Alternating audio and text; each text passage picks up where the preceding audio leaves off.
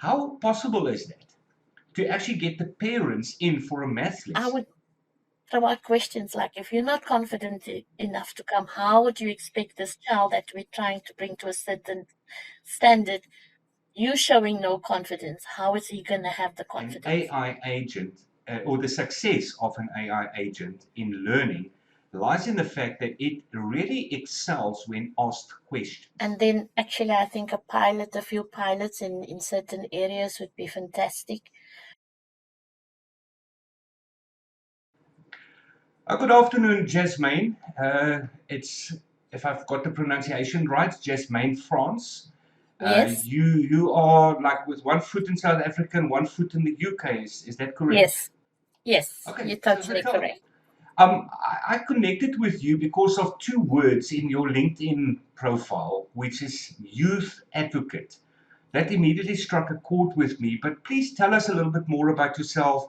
What do you do in the two countries? What exactly is your day-to-day work?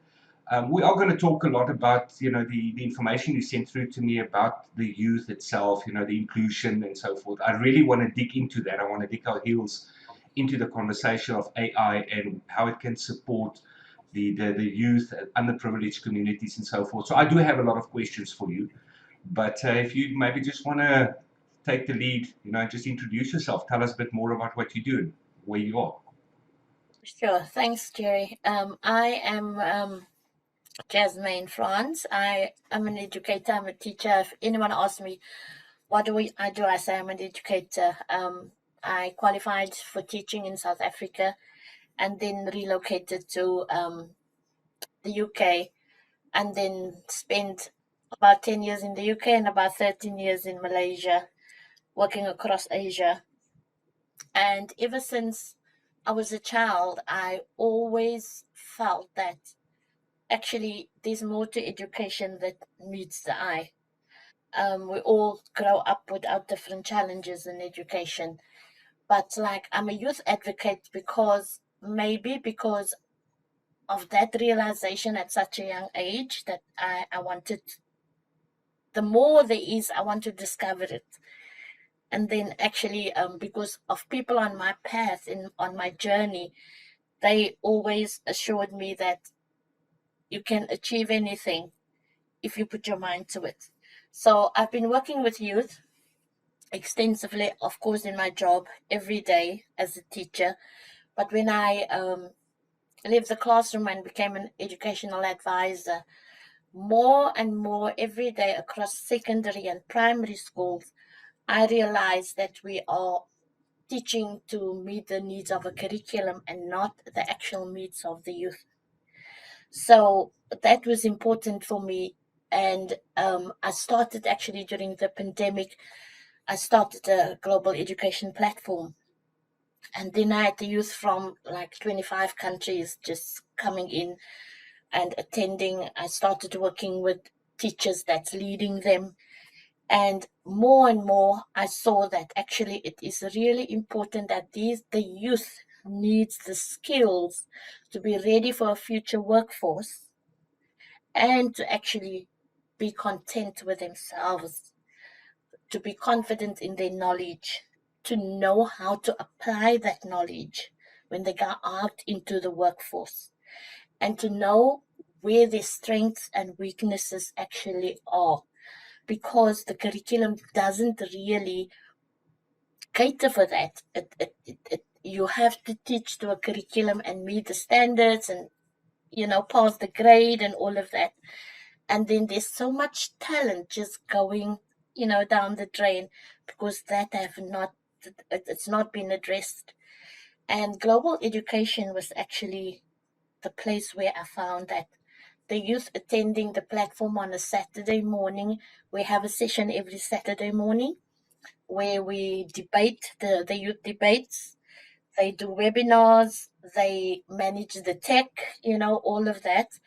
And they're neurodiverse, they have different needs, they have different levels of intelligence, whatever the case may be.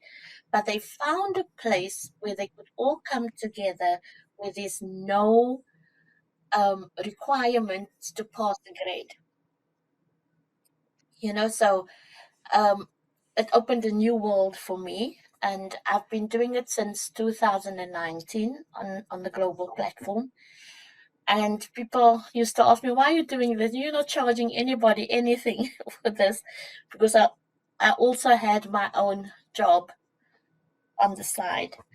Um, this year in January, I started a job with in a SMEHR, alternative provision provider for education, and I couldn't do it anymore because it needed my full attention. And then I thought, you've been training youth for 7 years, and they are now managing the platform.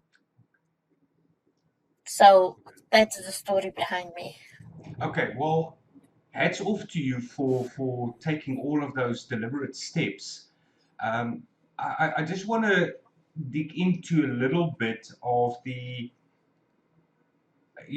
changes that has come in the last 3 or 4 years with AI, because something that has really popped up in about all my conversations that I've had so far is the uh, disruption, that AI is bringing for teachers. It seems, teachers need to be, or teachers are told, you need to adapt, you need to use AI, you need to learn how to use AI in the classroom.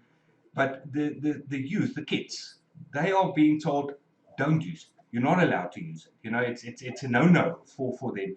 And I'm trying to get to a point where I'm saying, no, let them use it, but responsibly. And Mm, that's hopefully where this conversation will lead. We'll see how that can be done. But the disruption that we seem to be seeing in terms of job losses is mm, because of AI taking over certain skills.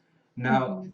you saying that the kids need to be prepared for the workforce out there, but how do we prepare them in the modern day, the last 3 or 4 years? I sometimes think about somebody who's going to school now in grade one, or grade four or grade five. They've got so many years ahead of them. By the time they finish school, the world is going to be totally different, totally different. And you might remember in the 90s when the old vinyl records, do you remember the vinyl records, Mm, when they were replaced by CDs?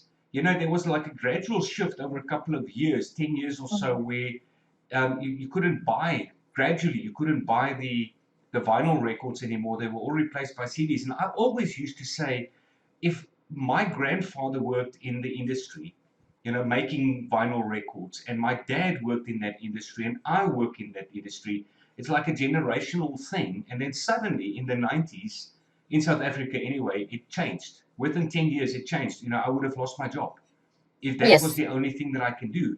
Now, with AI, there are people who have studied for 4 years, and suddenly their job can be done better by AI.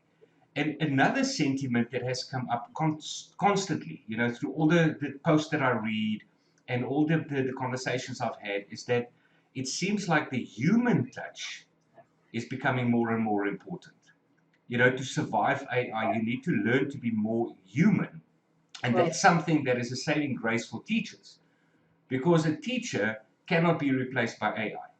The knowledge of a teacher maybe, but the empathy, of a teacher, the mm, human nature, the nurturing of a teacher, just the fact that you as a teacher can stand in a class and you can see a little boy there in the back, his shoulders are sagging, something is not right. You just have that feeling, and you can actually, keep an eye on that child. It cannot be programmed. It cannot be taught to an AI.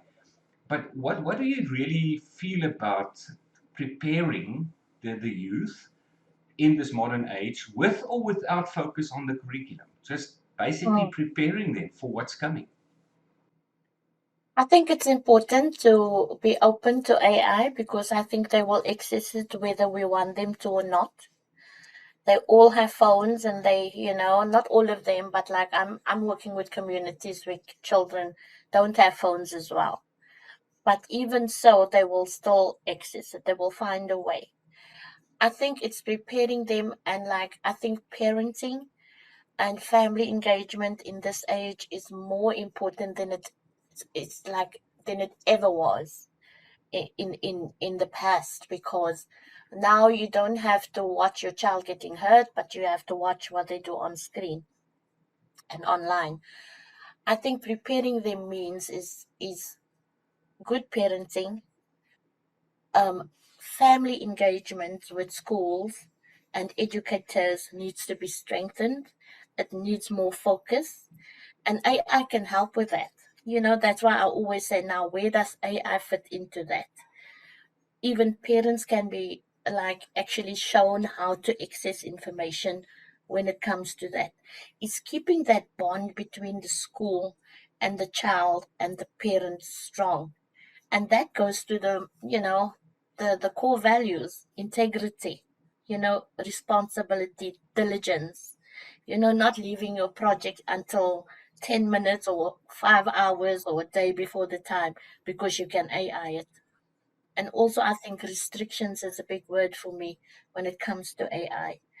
Is when you introduce it in a school, do it well and make sure there's certain restrictions in place where their critical thinking doesn't suffer, that they still like develop those skills, problem solving, all of those kind of things, creativity, because AI can easily take that away from us. But they still have to do a bit of thinking when it comes to that. And then also, of course, time. You can get immersed in this AI thing. And then there's just so much out there. Is actually showing them what is relevant, what they really need, what will develop the skills they need to know, and what will bring the knowledge they will need to have to ultimately join the workforce where their strengths and where their interest lies. And I think I'm not anti AI, but I know there's a lot of dangers involved in that. There are challenges with AI. So I think, in answer to your question, the human touch, the relationship between school management, teachers, teachers to students, and then all of those external stakeholders with the parents. It's so it is. I think it's imperative that we actually focus on that. So I know a lot of teachers complain constantly about the lack of involvement of parents in their school's kids. They don't attend school meetings. They have parents' evenings where they actually have a booking to speak to the teacher. They don't pitch. Um, they don't watch their children do their homework, for instance, just make sure that something is done. It's a total delegation of not just responsibility, but authority and discipline and educational values that is being given to the teacher.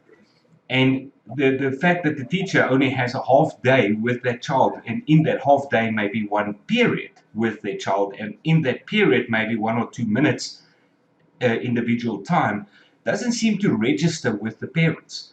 So is it the problem that needs to be spoken about more? The fact that parents are actually the root cause of the world problems that we are facing, or is that generalizing too much? I think it depends on the context and the setting. Like, for instance, if I must give you an example, generally in Asia, parents are all over the kids. They are there, they won't miss a meeting. People in private schools, they'll be there for that meeting because they're paying. It is amongst communities where parents have the belief that education is the responsibility of the school, that occurs. So I won't say it's a total. It's not a problem, and I will. It's not a problem everywhere, I would say. And yes, when it is a problem, when parents are not proactive, it is the root cause of the issue. But how do we fix that? Do we try How do and, we and fix it? speak to the parents? Oh yes, we can't try. We must speak to them. There's no try in that, actually. And I think it's going to bring a big shift in education, because If you love your child, you'll be really concerned about what I can do and where they'll end up. But I also think it is the time where actually those making big decisions, the ministers of education and, all of those, the hierarchy, they need to revise parent involvement, family engagement. But how? I'm very interested in this topic, and I'm thinking you are a youth advocate. Maybe you should change your title to a parental advocate as well. But Well, um, the one fits the other. I'll give you an example. Um, I've recently been working with a group of parents who they were not proactive because of beliefs, and and we need to align our beliefs on the outcomes of education to the beliefs of the parents, and it will differ. And I think research is so much important. So we've started out with a needs analysis to start engaging the parents. And the needs analysis has shown that actually their beliefs are different from ours. Some of them want their children to be academically, achieving excellence and stuff like that, but they don't understand that they need to be part of it.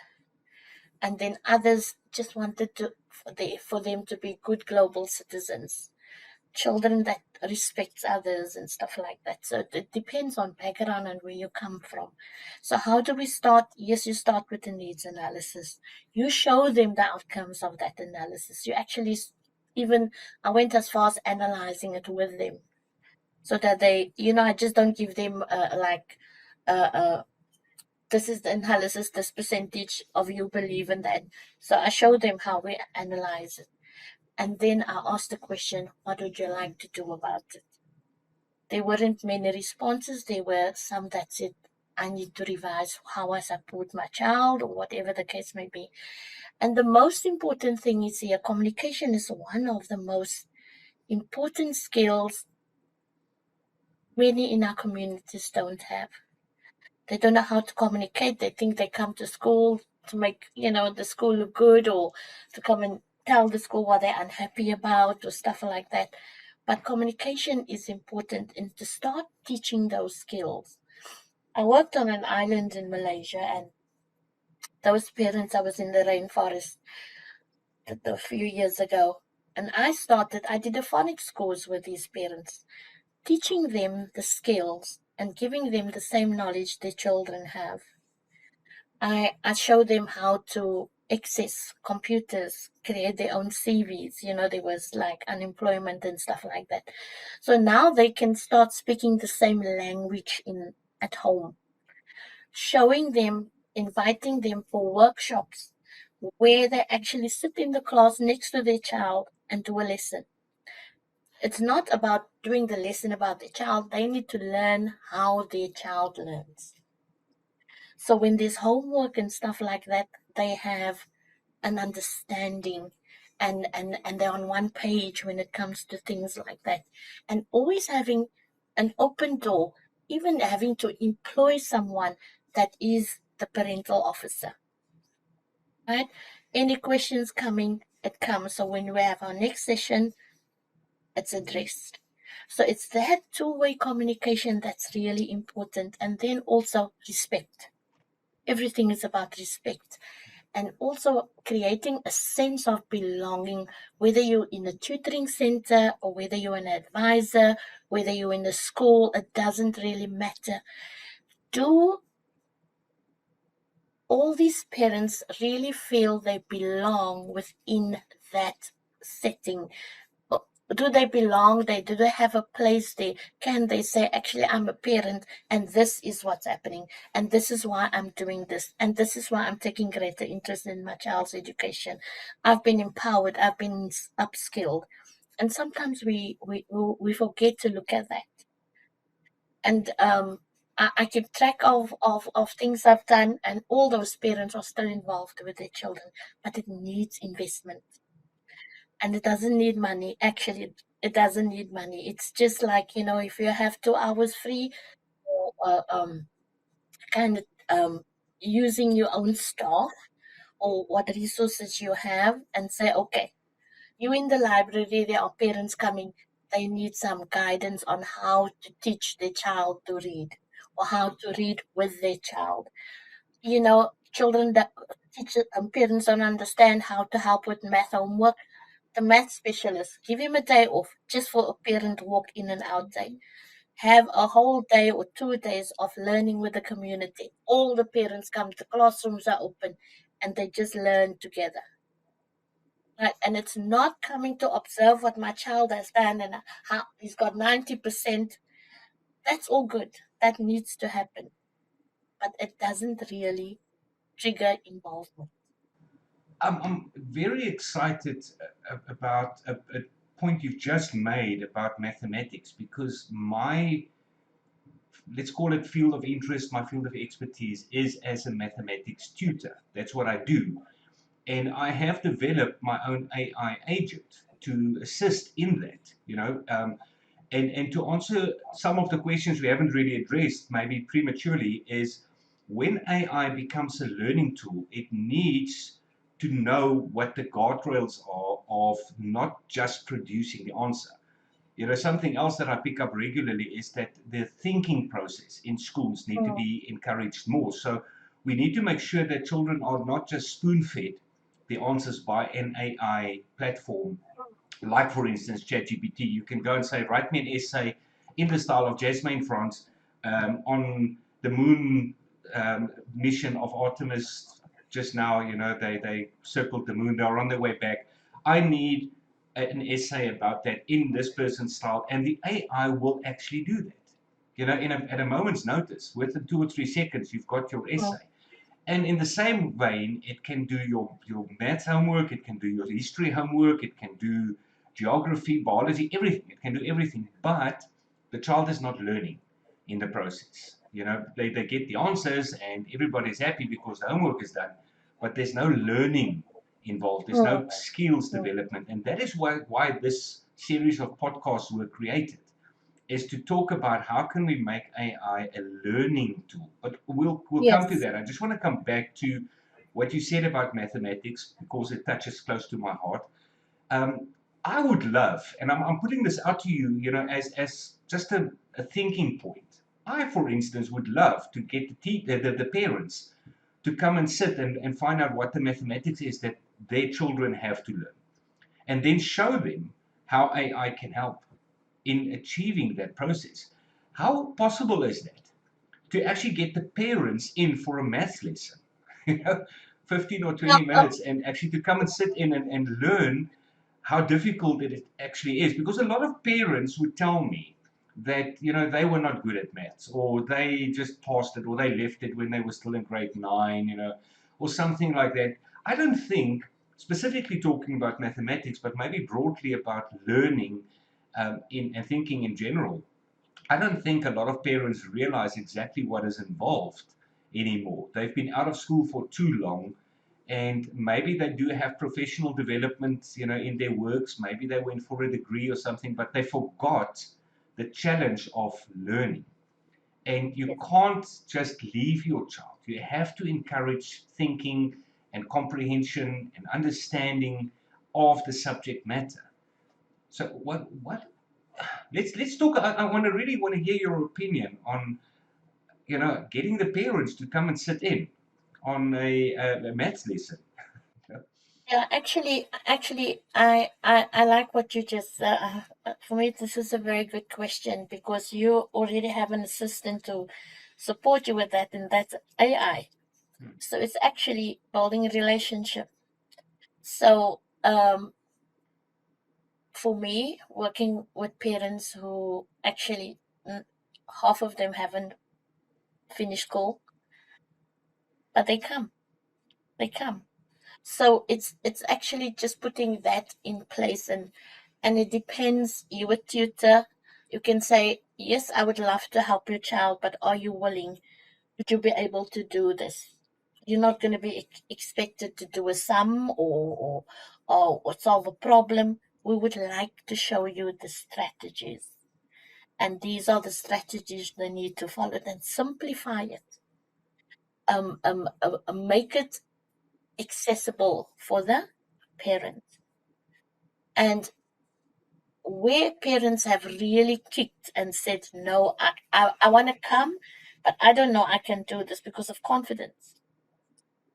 I would throw out questions like, if you're not confident enough to come, how would you expect this child that we're trying to bring to a certain standard, you showing no confidence, how is he going to have the confidence?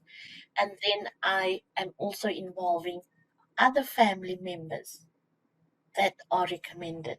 I said, okay, sometimes the older brother came, he's in college or something like that, or he's in high school or things like that. We find a common time. And when they come, I say, the parent must still come with. And gradually, they peep over the big brother's shoulder, or they sit next to them. But they do get you light that fire, you ignite something. And before you know it, they're there. But like, maybe it's easy for me to speak, but I hear you clearly. When I started out with this, I had the same question. These parents don't even want to stay for full meeting. How am I going to do that? Actually, when we started this whole idea of family engagement, they were more interested than before. You get the odd one out or the two out that's actually, the heart's not there. This has not been culture. They've never had any support from their parents or why, and they survived, that kind of thing. But it's about investment. It's all about investment. And actually, if you tell parents the benefits for their child of them coming, because no child, they are the happiest children when mom was there for the day or dad, or even the older brother. And I always make it like it will make things easier in the house as well. It will strengthen your relationships as a family. It will bond you as a family. And your child stands a better chance to be highly successful in life, you know, if we do this. And they come. They come. But again, I will say it is a process. But you know what? You actually mentioned again. You mentioned something there that is strikes close to home, because you said over the shoulder. And I don't know if you're aware of it, but my AI agent is actually called over the shoulder tutor, because it is specifically, it's called that because it was designed not to spoon feed, but to actually be like a real tutor that's watching over the shoulder and just corrects when asked, where did I go wrong? So rather than just feeding the information to the student, you're looking over the shoulder, or it is looking over the shoulder and say, when there's something wrong, then let's correct it. Now, I'm mentioning that because a big portion of, in my opinion, an AI agent, or the success of an AI agent in learning, lies in the fact that it really excels when asked questions, Oh, to the extent that if you go to your large language models, your ChatGPT, your Grok, Claude, Gemini, all of these, it actually wants to answer everything you've asked and everything you didn't ask. That's the problem. It just wants to actually please you, because that's how the model was basically put together. It wants oh, to have confirmation and affirmation. It wants all the thumbs up. It doesn't want to sound stupid. It doesn't want to admit when it's made mistakes. It would rather hallucinate and think of something. I oh, mean, we've all heard of stories like that, where the agents would actually give you the wrong answer confidently rather than admitting, I don't know, especially in the oh, early years of the AI. So what I'm thinking is the idea of questions is not stimulated enough. I actually read an article earlier today about a person who says, in school, the question why is gradually, over 12 or 13 years, is gradually undermined for the sake of just conformation. You just have to conform to the curriculum. There's no time for asking questions, and he actually, oh, this oh, specific person thinks that we should get that back, that critical Yes. thinking of asking why. Yes. And this is where AI excels. Now, what I've done is I've trained my agent to never do more than one question or one answer at a time. Now I'm thinking, and I'm throwing this back to you. I'm thinking, you said that if we get the parents in, we can tell them you don't have to do mathematics. But I'm Mm. saying maybe we should. Maybe we Mm. should get that parent in and say, you know what, you've got a child in grade 7. They need to do percentages and decimal fraction Mm. conversions. We are going to get you to speak to this AI and actually ask it a million questions until you get it right. And we show the parents how to actually, by virtue of question, am I right? No. Why not? And the agent explains this. Okay, is it right now? No, still not. Why not? Just that constant interrogation of the teacher, which in this case is a machine. And the reason that is important is that the machine can upscale its availability. You and me Yeah. can be available once for a specific person. The AI can be available a million times in the same 10 minutes. That's the power that I see in Mm. AI. So I'm throwing this back to you because you've done the Saturday morning things.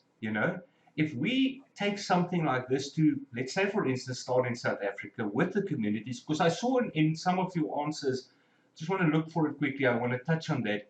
You said, my question to you was there a moment in your life that shaped how you see education today? And you answered, you said, definitely.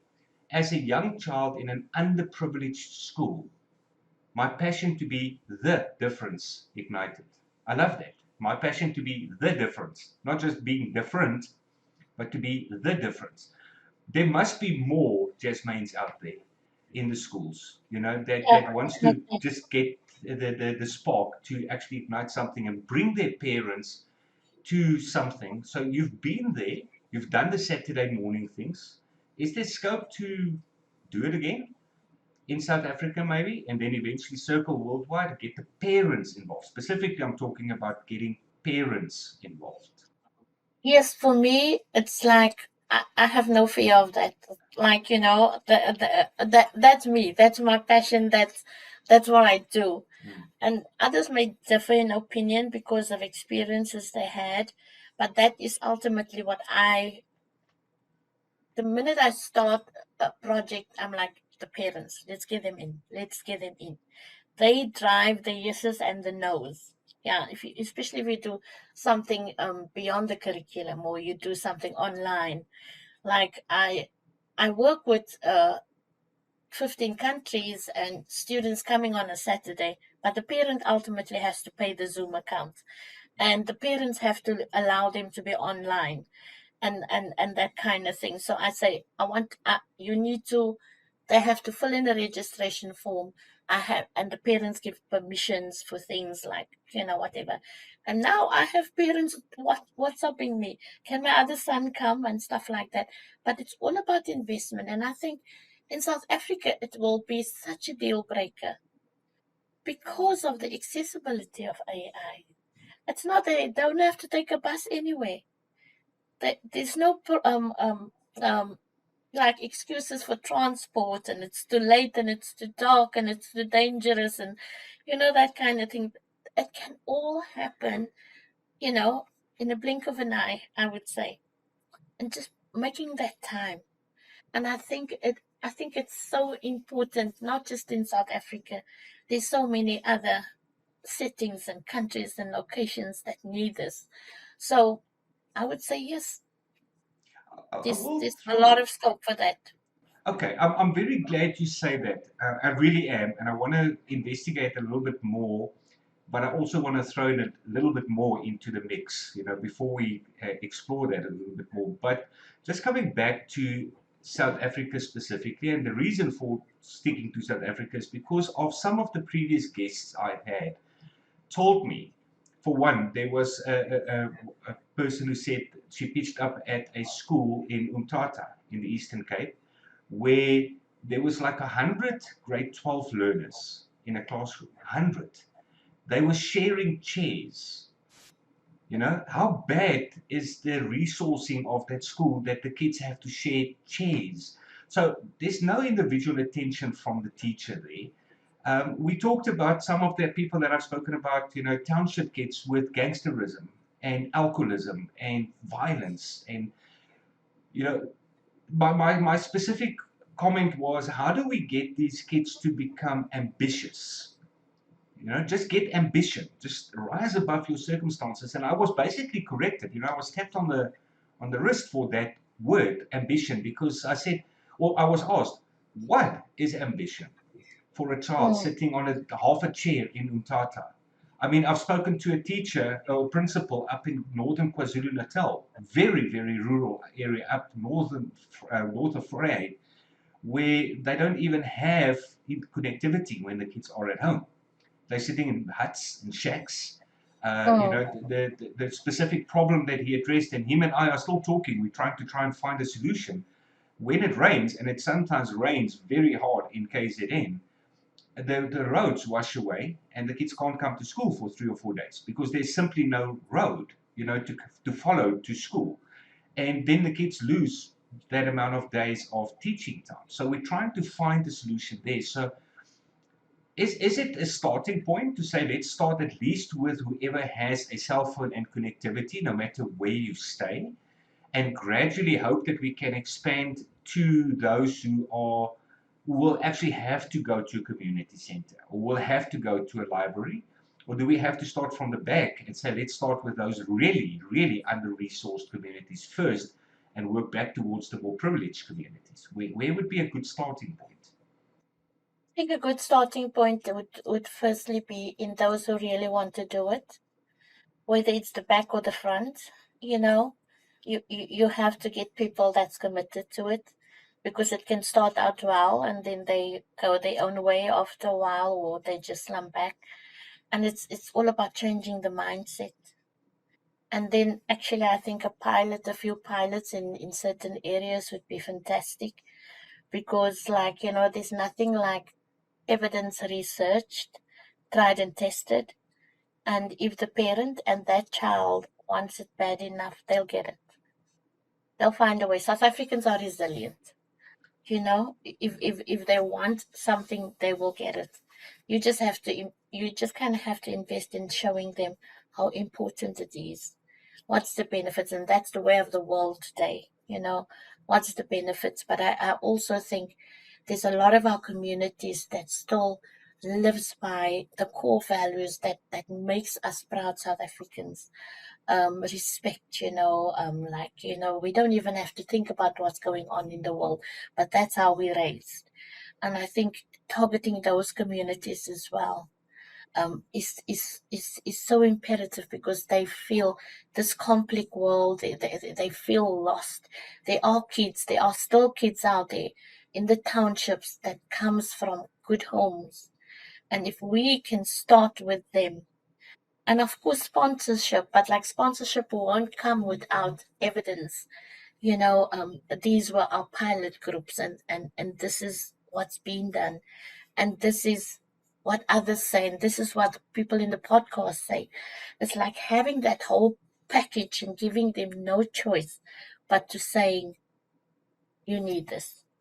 That's my thinking. And like, if they are budget to start from the back end, of course we all feel like, we all want to lend a helping hand. Would it be more feasible to start from the front, where there is maybe one phone for each child?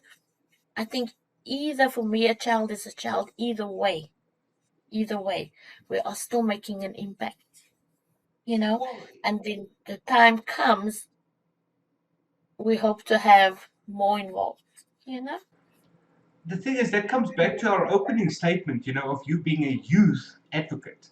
I think we need to make sure that we all understand the importance of a child. We can't overestimate how important Mm. a child is. So everything that we can and should do for a child should be minimal effort. You know, there shouldn't be a point where we say, you know what, you know, Mm. I mean, we can talk a lot about the parents. being involved, the parents not wanting to be involved. But for the child, we actually have to take out all the stop streets. Am I summarizing a youth advocate's mission statement correctly there? Yes, yes, definitely. Definitely. And like, for me, youth is youth. And like, they don't have the same material needs and wealth and all of that but in there there's very similar questions and like, very similar levels of confidence and very similar fears and very similar questions about the world they live in today. And like, I can speak from our own platform. We have orphanages, we have schools, we have very wealthy schools, and we have government schools here in the UK, and and South Africa. In South Africa, there's schools where children go, and the school's been burglared, it's been carried, it's been emptied, and stuff like that. But they have one thing in common: they want to make their world they're gonna live in a better place.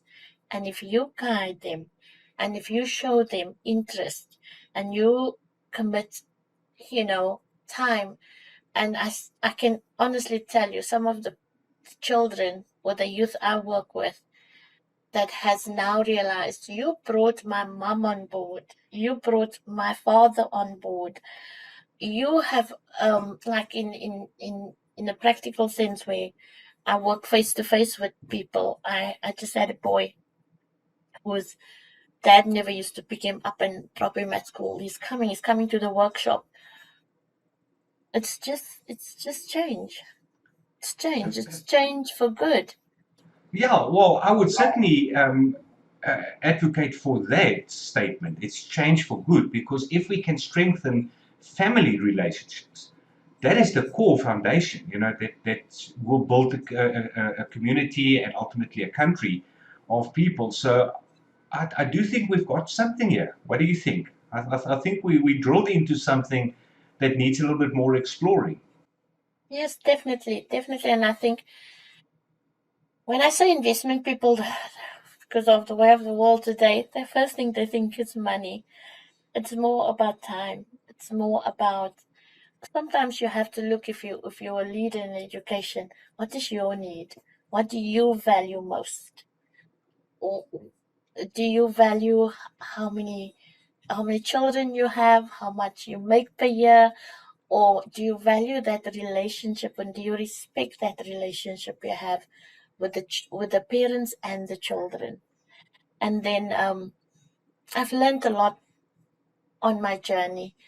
And when I came to this realization in January, when I started this new job, and I thought, there's no way I can run this platform because I won't have time. And then suddenly dawned on me, you have an army of youth that you've trained in leadership, critical skills, um, communication, debate skills, all of that. And they are standouts in their school because of, that extra push in global education. They want to change the world. You ask them, like, things like, what do you want the next topic to be? Because they decide on debate topics and webinars and stuff. And they tell you things like refugees. And I'm like, okay, I wouldn't have chosen that. It's not a safe space. And like, they doing a webinar on the 18th with a remote group of girls in Liberia. I'm like, you based in UAE and Saudi and South Africa. Why Liberia? Girls in Liberia. But this is what I'm saying. This is technology, AI. They do their own research. They're also now gonna do the same kind of thing you're doing, podcasting. They're launching their first podcast, totally their suggestion. So they're gonna be identifying leaders they want to interview on their podcast. So the sky's the limit. So that's why I'm saying, creating something for parents to gravitate towards, to say, really, is this really happening? Can this really happen? Um, I'm very low key when it comes to, I'm very passionate about what I do, But I don't need to be on LinkedIn all the time, and I don't need the world to know. I want to see the impact in the children. And I couldn't be more proud of the youth that is running this platform now. It's insane. Like we have a WhatsApp group because of, like, child protection and safeguarding. Um so the global coordinators and some of the parents are in that group. And the stuff they come up with, it's amazing. But that can happen in any discipline, in any subject. It's the human element. AI can be there, but without that human element as foundation, we're not going to go anywhere. Something I want to deviate slightly and then come back to this conversation, because you've touched on it slightly now in talking about your group of the youth. And that comes back to something we discussed earlier, is how do we prepare the kids for the world that nobody really knows what it's going to look like, in 3 or 4 or 5 or 10 years time. And to stick them into a sausage machine where they do what everybody has done for the last 300 years in the schooling system is probably not going to work for the kids who are currently, let's call them underage, just for a descriptive word, under 18, because once they finish school, they have to go out into the world. And typically, we would say, go out into the workforce. I want to throw something on the table for you and replace that word workforce with entrepreneurship. Yeah, What would be the implications of switching our minds from going to find a qualification which you have to prepay student debt and then finding a job, to actually, start early, like you just said, those kids starting their own YouTube channel, or the YouTube podcast. I mean, who knows? They might monetize that YouTube platform and make more money than they can ever dream of, or maybe it flops. Who knows? But the idea of becoming an entrepreneur rather than a job seeker by stimulating your critical thinking, from school level. I'm coming back to the idea of mathematics at school level, but I mean, it can be any subject. Is let's train them from an early age to be critical thinking about what is around them, what can they do, what opportunities do they have, because is that, and this is my question, is that not the best preparation we can give the youth in a world that nobody knows what it's going to look like in a couple of years from now? I think that's a positive problem. And I think with what we're doing now, they are going to actually come with that recommendations themselves because they're already there. They're always one ahead of us. But what I'm saying is, I'm looking at the skills that they need. And yes, the workforce may be the workforce they create.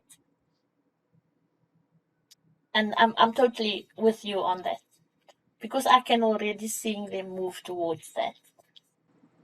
So, Jasmine, just tell me if I've got this right, because I'm already thinking where you and I can go to after this podcast.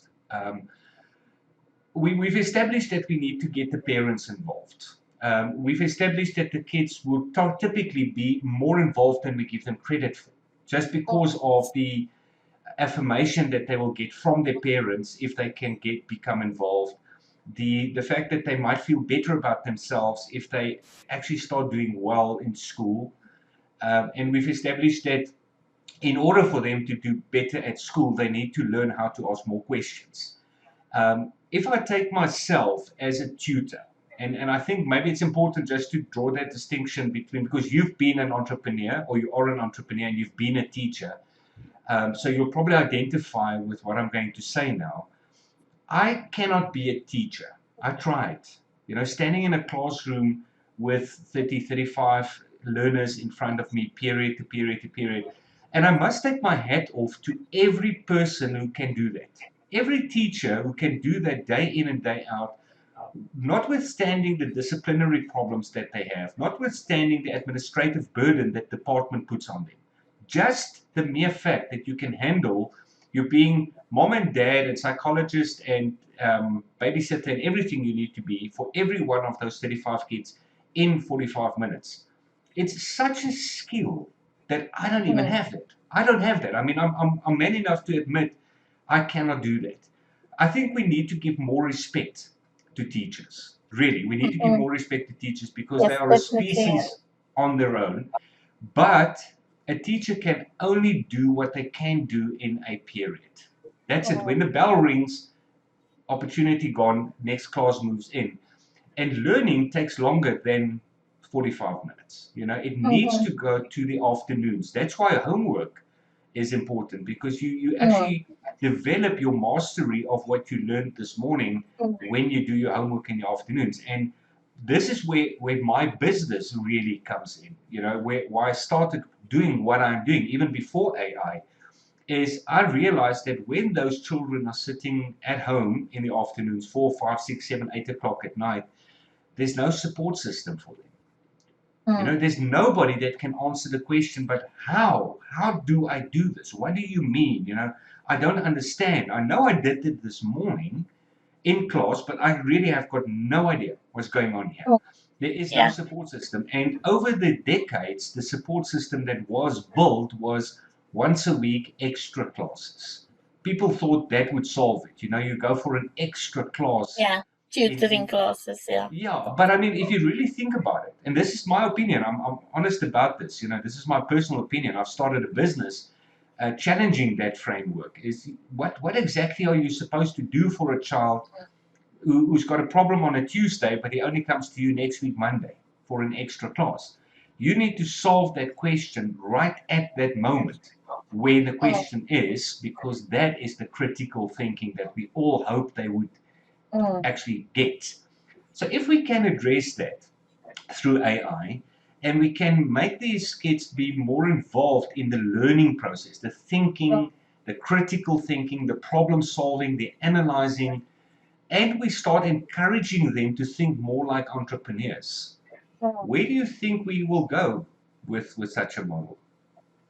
I think we'll reach great heights. They will actually, because they didn't have access to, in today's world, the youth, I talk to them and we have good relationships with each other.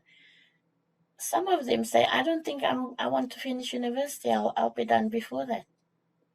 I'll be successful before that. So but they need guidance. They still need guidance. And once they have the intelligence or the gift or whatever, they're going to fly. They'll reach great heights. Well, one of the other questions I sent to you was if you could design AI for education from scratch. Now, that obviously means, or the word education means Mm, everything, not just schoolwork, you know, not just mm, mathematics, it's everything. mm, You used three words. You said integrity, mm, accessibility, and inclusion.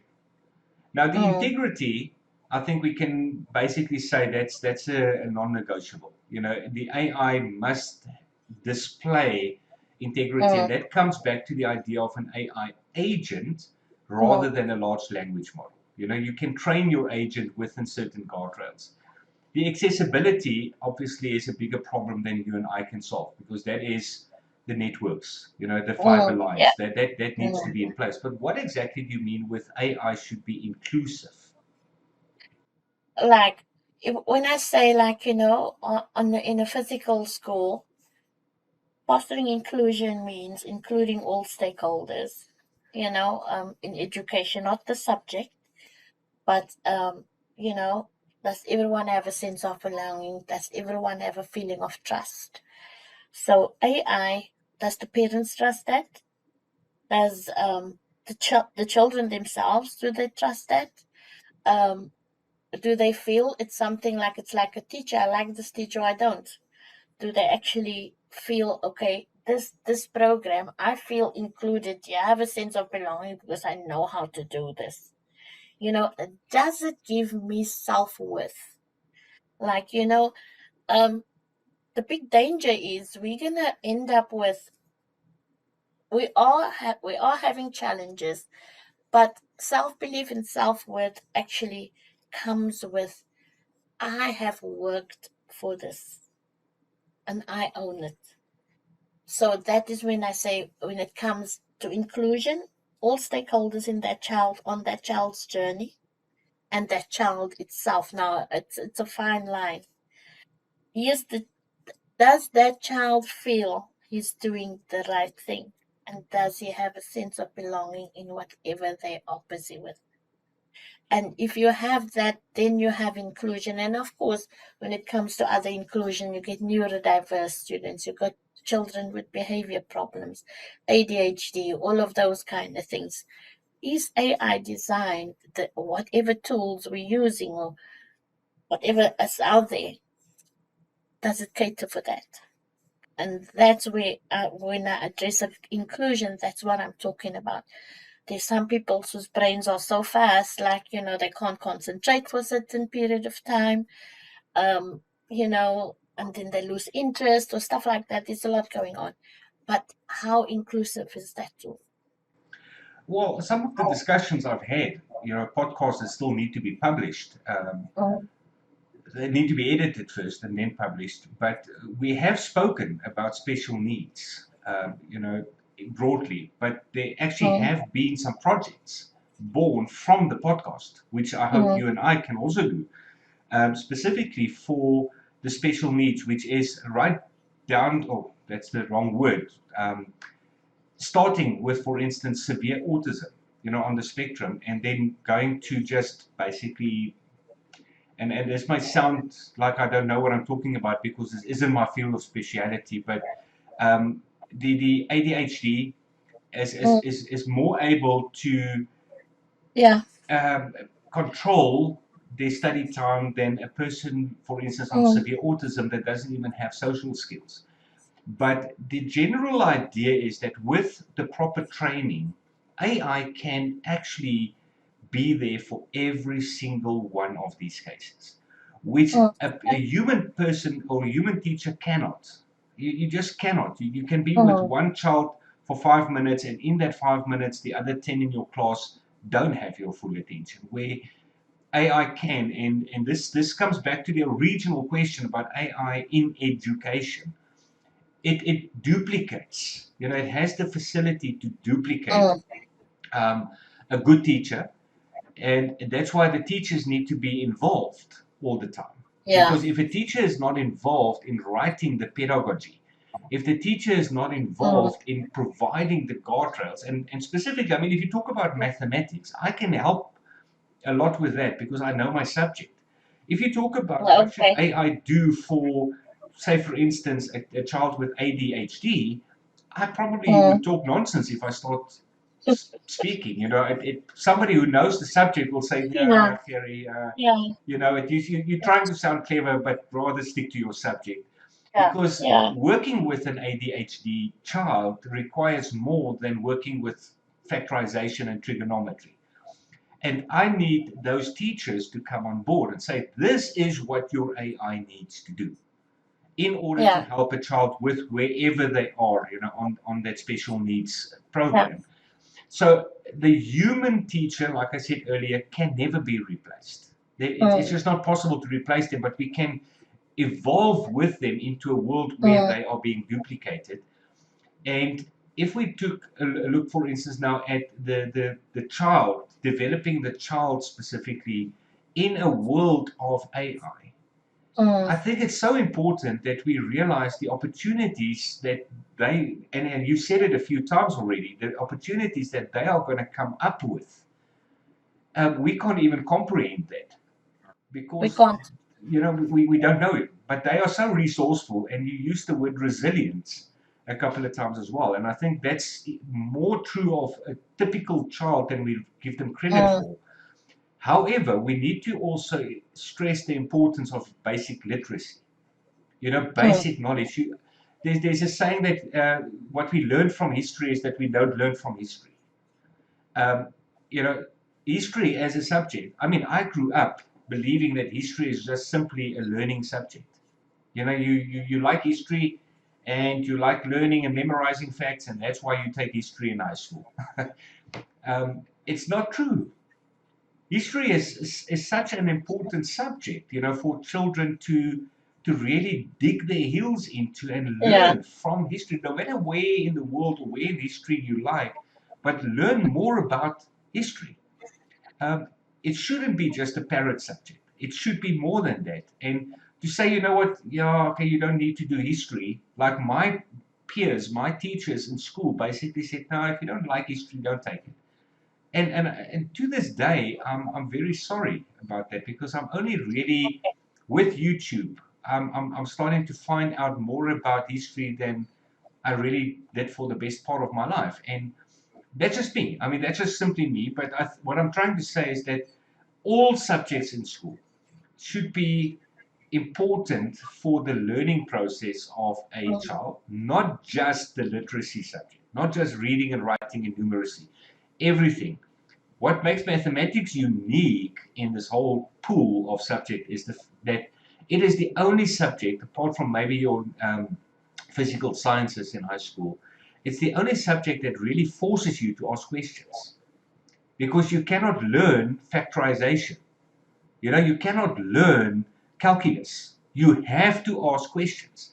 And that's why I love it so much. So taking that over to the entrepreneurship, focus, changing from workforce to entrepreneurship, changing from the child is the problem to there's a bigger problem. Let's get your parents involved.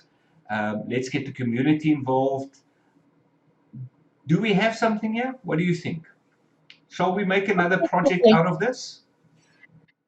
Definitely, we can talk about that. We can have a follow-up session or just a meeting and explore, ideas and stuff like that. That I'd like to explore more.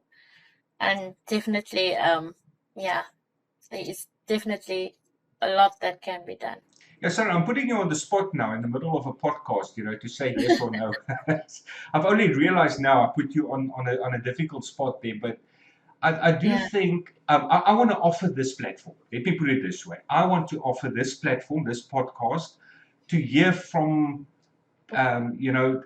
your parents, your students, your groups. Let them come on board and talk to me. I mean, it doesn't have to be the AI in education podcast. It can Mm. be a branch of this podcast, just basically piggybacking on the conversations we already have about AI in education. But come and talk to us about, we did this last Saturday, or we had this project that we ran, or we can get some parents, on a video recording, basically telling us what they think.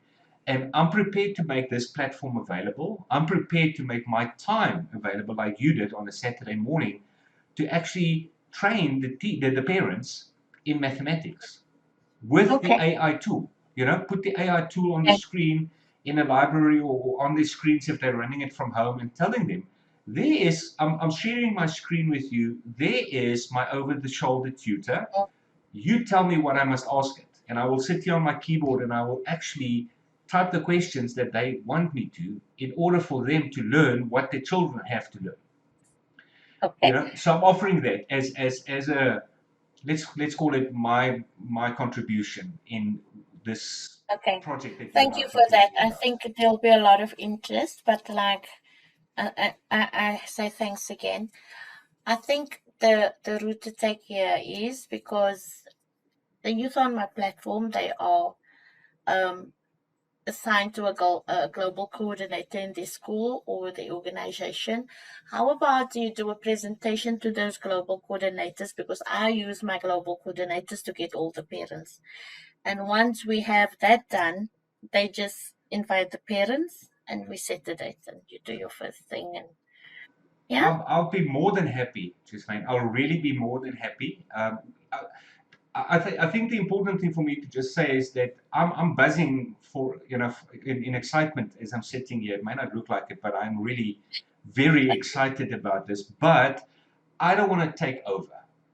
All right. no, So I'm, that's I'm fine. offering you drive it. You tell me what you want. I mean, we can do this Mm. offline. It doesn't have to be in this podcast. We can basically start shutting the conversation down now. But just in this podcast itself, this will go out eventually onto YouTube, so I'll be held accountable if I deviate. I Yeah. want to be there for the initiative that you drive. I think we share the Thank you. same compassion for the ultimate result of getting the youth and the parents, getting family structures back together. I think that's important. But you drive it. You tell me what is next, and Okay. I'll fit in with that. Yeah, that's perfect. I actually have a meeting with some of the coordinators because we're launching our first podcast on Saturday. Okay. So yeah, let's plan on that. Just message me and we'll set it up. I can assure you, I know my team, I know my group, I know the parents, I know the youth. They'll be interested. Let's put it together and we see where we Make go sure from there. to let me have the channel name of the podcast. I'll put it in the Okay. description of this video. You know, when I publish this video, it will be there for anybody who wants to go and check out that podcast and that channel. So please send me that, and then yeah, okay, I will basically wait to hear from you in terms of what is next. Yeah. But I'm there. I'm definitely on board with this plan. So thank you for your time. You know, Thank talking you to for me having this. me. We thought we were going to talk about AI in education, and we did. But I mean, the angle this conversation took is really, you know, it's quite unique. I'm much appreciative of your guidance in this conversation. It opened my eyes for a few possibilities, that's for sure. Yeah. You're welcome. And anytime. I'm here. Yeah? Okay. Perfect. Thanks Thank you once so again for much. your time, Jasmane. You're welcome. You're welcome.